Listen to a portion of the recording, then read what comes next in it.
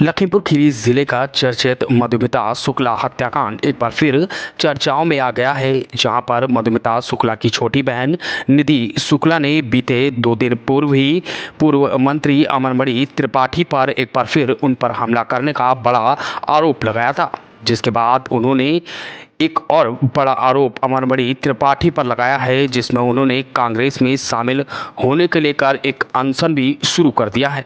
दरअसल लखीमपुर खीरी जिले के मिसराना मोहल्ले के निवासी मधुमिता हत्याकांड के बाद जेल से छूटे पूर्व मंत्री अमरमणि त्रिपाठी को कांग्रेस में शामिल करके उन्हें टिकट देकर प्रत्याशी बनाया गया है, जिससे आक्रोशित मधुमिता की छोटी बहन निधि शुक्ला ने आक्रोश जताते हुए मिसराना स्थित निवास में अनशन पर बैठ गई हैं। निधि शुक्ला ने आरोप लगाते हुए कहा कि ठीक 1 दिन पहले ही अमरमणि त्रिपाठी के कहने पर उनके घर पर हमला कराया गया। निधि शुक्ला की मांग है कि कांग्रेस पार्टी अमरमणि त्रिपाठी और उनके पुत्र अमन मणि त्रिपाठी को कांग्रेस पार्टी से हटाया जाए, नहीं तो वह लगातार अनशन जारी रखेगी। हालांकि उनके अनशन के बाद कांग्रेस पार्टी में कहीं न कहीं हलचल होनी शुरू हो गई है, लेकिन अब यह देखना यह है कि कांग्रेस पार्टी के आलाकमान राहुल गांधी सहित अन्य पदाधिकारी क्या करते हैं। क्या अमरमणि त्रिपाठी के पुत्र अमन मणि को कांग्रेस से निष्कासित किया जाएगा या नहीं, ये देखने वाली बात होगी। कि हमला के 24 अगस्त से जब से ये रिहा हुआ है, तब से ये कहीं न कहीं से धमकियाँ भिजवाता है। तो ये तो हमारी आदत पड़ चुकी है कई सालों से। हमने कई बार लोगों को बताया भी, अपने अधिकारियों को भी बताया, लेकिन कुछ उसके बाद कल रात में क्या हुआ, इधर हम 2 दिन से करीब हाई बीपी के हमको दिक्कत है, तो हल्की-हल्की नींद में करीब 3:10 पे हमको एक धमाका हुआ बहुत ज़ोर का। जब धमाका हुआ तो हमको लगा कि कोई हमला हमारे ही घर पे हुआ है, लग रहा हम ये सोचने लगे कि लगता कोई घर के अंदर आ गया है। तो हमने अपने घर का मतलब कमरे का दरवाज़ा अंदर से बंद कर लिया और अपने गनर को फ़ोन किया। गनर को फ़ोन किया तो गनर ने भी आवाज़ सुनी, तो गनर हमारे कमरे में आ गया, चूँकि गनर जो है एक कमरे में सोता है, अलग कमरे में एक सोता है, तो वो भी हमारे कमरे में आ गया। हमने कहा कि कल ऐसा है 100 नंबर पे फ़ौरन फ़ोन करो, तो उसने कहा आप तुरंत फ़ोन करें क्योंकि कोई फायरिंग हुई है।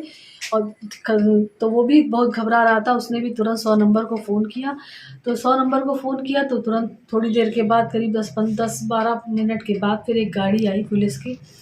तो उसके बाद फिर सब लोग उन्हीं लोगों के साथ में हम अपने घर के बाहर गए और फिर उन्होंने चौकी इंचार्ज को बुलाया। थोड़ी देर के बाद चौकी इंचार्ज आए, फिर सारा मोहल्ला आ गया। तो सारे मोहल्ले वालों ने कहा कि हाँ सर, फायरिंग हुई है और बहुत धमाके की आवाज़ थी। तो सारे मोहल्ले वालों से पुलिस वालों ने पूछा-पाछा तो सबने कहा कि सर, सब ज़ाहिर-सी बात है, पूरा मोहल्ला बहुत डरा हुआ है।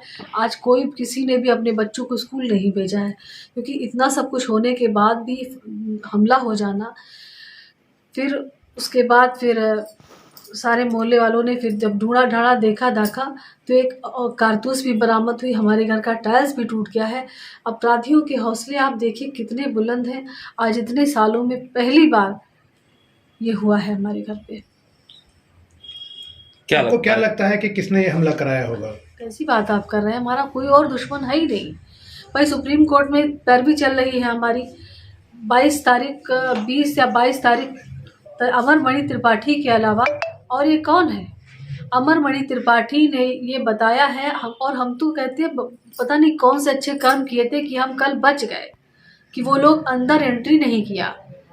शायद पुलिस बैठी है, इसी वजह से उन लोगों की हिम्मत नहीं पड़ी। अमरमणि त्रिपाठी ने ये बता दिया है कि अब वो किसी कीमत पे जिंदा छोड़ने के मूड में नहीं है, क्योंकि वो रिहा हो चुका है और रिहा होकर के उसने पहला कांड ये कर दिया है।